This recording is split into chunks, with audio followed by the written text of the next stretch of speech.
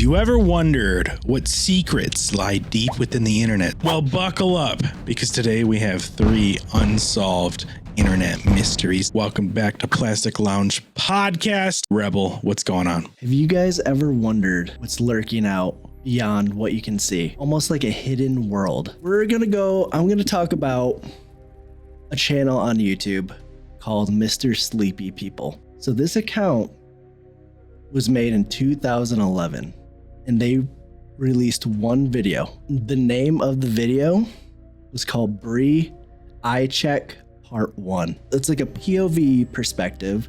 Man's entering this room, camera in hand, lights are on, and there's a man and a woman sleeping in a bed. And the person that's holding the camera walks up to the bed, hovers over this woman, puts the camera like inches away from her face, and then begins to fondle her eyelids, moving them up and down, showing her eyes while she's sleeping this entire time. So she has no recollection of what is happening. She's not conscious. He starts rubbing his fingers across her bare eyes while she's sleeping and opening both eyes with his fingers. And she, like I said, she did not wake up, and the video ends. And now, I'm sure after watching that, you are like, what the hell is happening? What the hell did I just watch? Was that an ARG? Did someone purposely make that?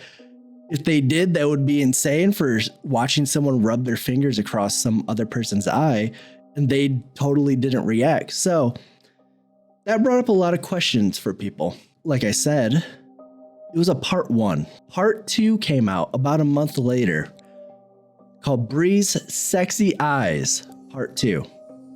Now, looking at that name right there, we can already tell this person that's uploading this is sexualizing this whole phenomenon. Whatever he's doing, he's sexualizing it. It's very identical to part 1, where he just walks into the room, starts fondling her eyes and all this other stuff. Let's dive deep into Mr. Sleepy People's channel. Jesus Christ. This man, it was a man, by the way, it was a man behind this camera. There were 7 different videos of this same lady named Bree. 38 videos total of different women on there. So it's not just this one single person. There's people that are just random. There's other friends, quote unquote friends, that he put into there in the description, saying that he knows these people. And there was one specific one that got weird because, I mean, you can look at these videos and be like, okay, this is weird, but it's like, it's not totally harmful, I guess. Hey, yo, what the Like, it's fuck? still creepy and I wouldn't want this person around me, but it's also not, you know, this man's just touching eyelids and touching eyes and shit. But there was one video. The title of it was called Quick Sleepy Eye Check Lick. This man proceeds to film a sleeping woman, similar to how all the other videos have been.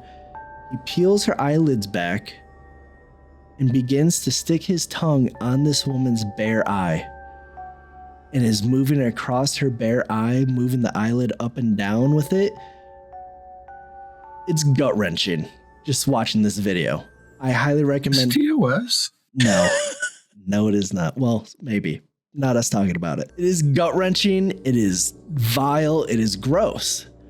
And so you're thinking, watching this, you're like, is this just some strange dude on the internet? Like, should we be worried about this channel? Does this man have a strange fetish that, hey, I'm all for people having weird, sexual kinks and whatnot, but there's a line that I have to draw when it's non-consensual. When there's non-consensual acts happening, there's a line.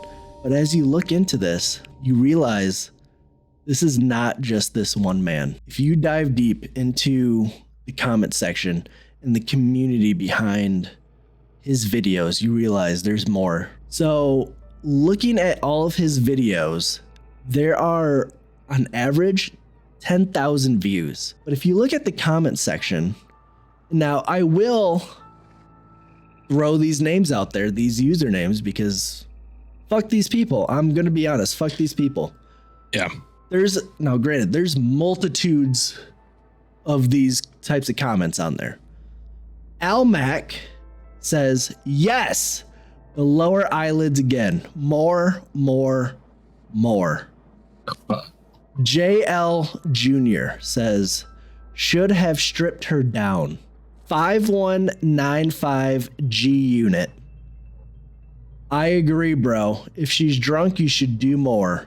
Good vid, though. These are the worst types of people that are out there. Anyone watching this would be sick to their stomach. But these people love this. These people enjoy these types of content. And you just got to be wondering why, what does it have to do with them sleeping and messing around with like their eyelids? You gotta dig deeper than just that. If you search eye checks on YouTube, there's going to be multiple videos about this. There's a whole community of people behind this. And it is downright scary. People in the comment sections of these other videos and of Mr. Sleepy People's videos, they would be posting their email and people would be swapping videos back and forth secretly, privately, almost like a kind of underground cult. That's horrifying. That is very horrifying because there's probably some shit that shouldn't be done. There's some shit that's probably extremely illegal that is being swapped back and forth there. With all that being said, there were some playlists on these accounts of people posting these videos. And these were sexualized playlists. Let me describe what these people are sexualizing on here. Because like I said, it is not just sleeping. It is something deep and psychological about whatever they're into. Number 1, the groping of drunk and drugged men and women. Number 2, hypnotized women. Number 3, homeless people sleeping on the street. So people that can't do anything about their situation. This pains me to say this. Next few ones. Children, babies, a woman having a seizure, murder victim bodies, genocide victims, and bodies from concentration camps. These people have them all on their sexualized playlists. The words can't describe this. I can't describe it. It is so vile. I do not recommend anyone looking at these. Shout out to Nick Crowley because he's the one that brought all of this to light. He posted a video about this. This is where I got most of my information from. I highly recommend go checking his content out and go watch his videos. After he made the video exposing this, Mr. Sleepy People reacted, mainly because Nick Crowley's community probably went on the offensive on this and went to that man's channel to fuck with him and try taking him down. Mr. Sleepy People deleted their channel, which thank God they deleted their channel. But like I said before, it is not just Mr. Sleepy People. There's a whole community behind this. So he made a part 2. Other people basically took over. They kept posting more videos and whatnot. Yeah, I feel like that's a problem. I think it's just bringing exposure to it. It is and it isn't. Because if you don't do that, then it just allows them to keep doing it. It allows them to keep doing it in the shadows and no one's going to mess with them. All these other videos that have been posting this content have been reported to the FBI. They're being fully investigated as well as all the other communities. So there is some good light into this. Now, I will not link any of these videos. I will not show any of these videos because like as Musaya said, I do not want to give them any light of day. If you want to dive deeper into this, like I said, go watch Nick Crowley. I will link it down in the description. Well, now I want to burn my computer and go live in the woods. Thanks. Yep. It is not fun out there. But you are right. The internet is a dark place, especially when you can post 100% anonymously. What better place to do that than a little site called 4chan? If you don't know what 4chan is, it's probably the best. 4chan is a window, a glimpse into the closest thing you'll see to the dark web that's on the surface web. You could post whatever you want on 4chan. Anything from pornography to gruesome pictures, disturbing images, racism, sexism, homophobia, pretty much anything trash cans of human beings want to see or talk about. You can post on 4chan completely anonymously without consequence. Going back to 2013, pretty much the Wild West days of this website and the internet for that matter, there came a post in April. An anonymous poster posted on 4chan an image of Google Maps. The Google Maps is zoomed in to show an aerial view of 3 warehouses next to a field, some derelict buildings, pretty much something unrecognizable if you're not from the immediate area. His post included some text along with the map saying, "By this rubble, your prize awaits. Tennessee friends, park nearby and walk to this point for the secret. It's under plastic at this point. Good luck." More anonymous posters started commenting on this thread, saying it's gonna be a body, or saying, discrediting the whole thing, saying OP is lying. So people kept saying it was a scam, commenting on the thread. The original poster kept commenting on the thread as well, asking if anybody's coming for the prize, saying nobody's going to come claim the prize. I'm going to post it on different websites. People are asking, well, what is it? And he said, it's warm. And there's also no cops, he says. Then the OP posts a new image to the same thread.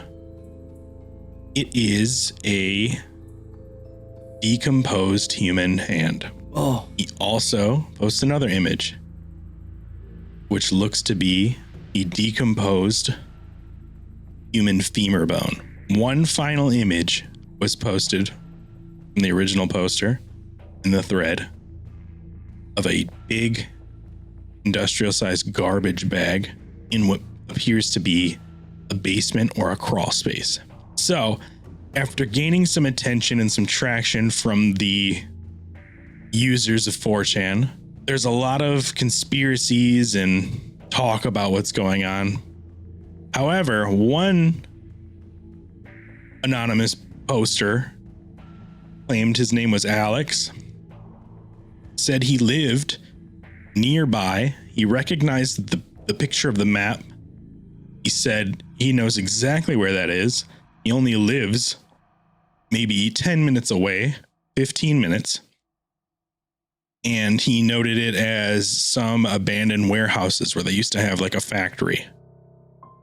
So he started posting on the thread saying, I'm going to go see what's there. So the whole time he's doing live updates. He's not doing video feed. It's 2013. Things on 4chan are kind of like slow moving, no videos or anything. So he's just doing live image posting. He's uploading image by image along with some text saying where he's at, what he's doing. So Alex, did he go alone? he went alone. Why would you go alone to someone? What? I don't know. He had some balls, man. He had something. So Alex goes to this spot. He's taking photos. He comes up on an abandoned warehouse. He goes in the basement. It's kind of like a very shallow crawl space where he sees some like random jars filled with like Piss. ball bearings and like almost like they were intended to be like made into a bomb or something. And then he sees a black garbage bag. The same black garbage bag that was in OP's photo. So he says he's going to open it. While he's going to reach for the bag moves. He's documenting all this live with photos. So everything you can follow along. He's saying, holy shit, the bag just moved. So he opens the bag and it's another bag, a smaller garbage bag. And he opens that one and out runs a possum. which Alex claims had looked tortured. But he said the possum immediately scurried out of the bag and darted across the crawl space floor. But that's not all he finds. He finds a paper plate, like a white styrofoam paper plate, folded in half and taped. And it has something taped to it. First, it looked like a cigarette lighter. But on the paper plate, there's a message. And the message said, "You shouldn't have come here. I lied." After showing the plate, he flips it over, and taped to the paper plate is a hard drive to a computer. So Alex saying he puts the hard drive in his pocket. But at the same time he does that, he says he hears car tires on gravel above him because he's under the surface level in the crawl space. So he says he can hear a car pull in above him. So Alex is saying, "I'm going to try to be quiet because somebody else is definitely here." He says he can hear the door open to the car, the door close, and now he's hearing footsteps. After this, he starts looking for an exit out of the crawl space because he can't go out the way he came. He's noting that there's only one entrance to the crawl space, and if he goes out that way, he's for sure gonna see whoever just drove into this warehouse and who's walking above him. He's looking around for an exit. He finds a window. He's posting pictures of the window, saying there's no way he's gonna get out. This window is not an option. That was the last thing Alex ever posted on the thread. Alex, if that's even his real name, has never been heard from or has never updated this post again. That's all we know from Alex. And that's all we ever hear about this entire thing ever again. That's the dumbest thing you could ever do. Sorry. Listen, Alex, you're a dipshit. Why would you go alone? Why would you be posting your events live that you're there for the person that could respond and see that you're there, that it could be a dead body? I'm sorry. Alex is an idiot. He deserves to be dead. Oh. Natural selection at its finest. So there's like a going theory that this dude was one of 4chan's serial killers, because there have been like documented cases of like anonymous killers visiting 4chan and like posting shit like this. So they're thinking that this was like one of the returning killers that frequent 4chan, and he got Alex, man. Or was it someone playing a joke and they made a whole Alex account because no one else was fucking with it? All I know is there's a dead body. So there's that. Wait, was there a dead body? Well, there's a dead hand. Oh shit, you're right. There was a dead hand. There was a dead hand and a femur bone. Human hand. You know what that part of the story that freaked me out the most? What's that? And the possum fucking scurried off, bro. You ever been up close with a possum, man? They're kind of mean. You got rabies, dude. No, they're All like of them. not like Every mean. single one. They're just like they just like look terrifying. They also Like have kids and rabies. Shit ton of rabies. Just like raccoons. Filthy animals. Messiah, what do you got for us? Hopefully it's hopefully it's a little bit lighter. No, definitely lighter than your story. Jesus. So I'm gonna take you guys back to 2011. There was a young man who unexpectedly died at the age of 32, named Jack Froese. He passed away, had a heart arrhythmia, and died, unfortunately. And obviously, as you can imagine, he left behind at an early age lots of friends and family that were obviously very, very devastated about his passing. 5 months after Jack's death, a group of people received emails from what appears to be Jack. How's that possible, you might ask? Jack passed away 5 months ago. The first email went to one of his close friends named Tim Hart. And Tim Hart got this email one night. He's a, late June night, 2011, on his couch, probably on his computer at that point, or maybe phone, who knows? I don't remember technology anymore. And was scrolling through, checking his emails, and saw this email and almost was shocked to see it. And what the subject said was, "I'm watching." Oh, fuck. The email, the body of the email, the message in it said, "Did you hear me? ? I'm at your house. Clean your fucking attic." Tim recalls a few months before Jack died, a time where Jack and Tim were in Tim's attic, and they were talking about remodeling it and kind of making it like an extra room. And Jack was telling Tim, "Dude, you gotta clean the fucking attic. It's like dusty as hell in here," and stuff like that. So when he got that message 5 months later that said, "I'm at your house. Did you hear me? Clean your fucking attic?" He was like, "What the fuck?" Supposedly, nobody knew about that event. They were just hanging out. He didn't like say to another buddy like, "Yeah, he came over, told me to clean my attic." So supposedly no one knew about this event. And then Tim decided, well, I'm going to email back. He received no response. So now I mentioned a group of people received emails. So there was more than one. The next person to receive an email was Jack's cousin, Jack being the person who passed away in the situation, named Jimmy McGraw. Now, Jimmy, unfortunately, broke his ankle. Down bad, broke his ankle. Down bad, dude. Jimmy, after breaking his ankle, received an email from Jack. You click on the email and you read within the body, and this is a little bit long one here, but it says, "How you doing? I knew you were going to break your ankle. Tried to warn you. Gotta be careful. Tell Rock, great song for me. You're welcome." Couldn't get through to him. His email didn't fucking work. So let's break down this email for a second here, because that was a lot. He said, "How you doing? I knew you were going to break your ankle," which is crazy. So tell him you got to be careful. So I'm assuming Jimmy McGraw was a little bit reckless, He said, "Tell Rock, great song, you're welcome." Couldn't get through to him. His email didn't fucking work.